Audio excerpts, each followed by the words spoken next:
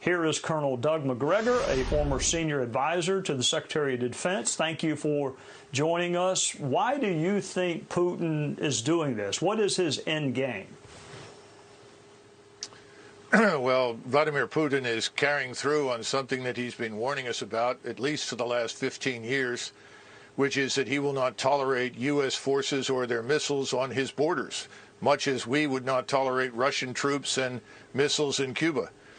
And we ignored him, and he finally acted. He was not going to allow Ukraine under any circumstances to join NATO. And what's happened now is that the battle in eastern Ukraine is really almost over. All the Ukrainian troops there have been largely surrounded and cut off.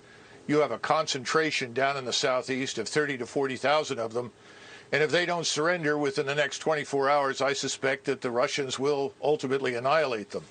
That's why Zelensky is meeting with Putin's representatives right now. The game is over. And he's going to have to negotiate the best deal he can get. And we've already told him, the President of the United States has, that if he opts for neutrality for Ukraine, we'll back him. And I think that Vladimir Putin will do that for Western Ukraine. That is the Ukraine beyond the Dnieper River.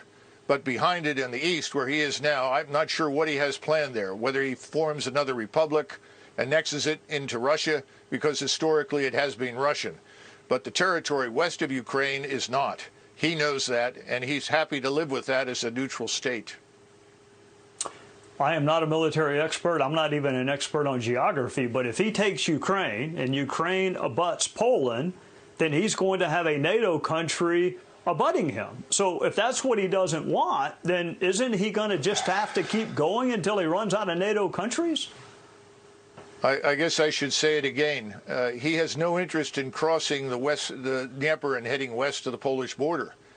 I think you're going to find from these negotiations he's quite willing to neutralize that territory on the Austrian or the Finnish model.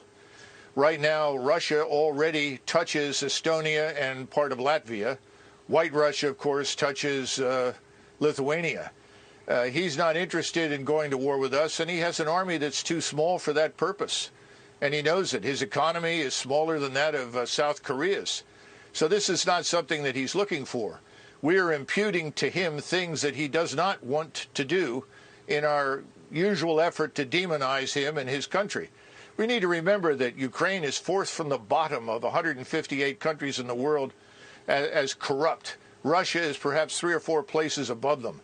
This is not the liberal democracy, the shining example that everyone says it is. Far from it. Mr. Zelensky has jailed journalists and his political opposition. I think we need to stay out of it. The American people think we should stay out of it. The Europeans think we should stay out of it. And we should stop shipping weapons and encouraging Ukrainians to die in what is a hopeless endeavor.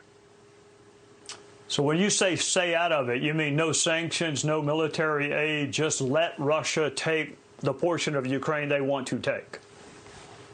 Yes, absolutely. I see no reason why we should fight with the Russians over something that they have been talking about for years. We simply chose to ignore it. And more important, the population there is indistinguishable from their own. You know, the thing that's so disturbing is that on the one hand, we will not send our forces to fight, but we are urging Ukrainians to die pointlessly in a fight they can't win. We're going to create a far worse humanitarian disaster than anything you've seen thus far if it doesn't stop. Thank you for joining us.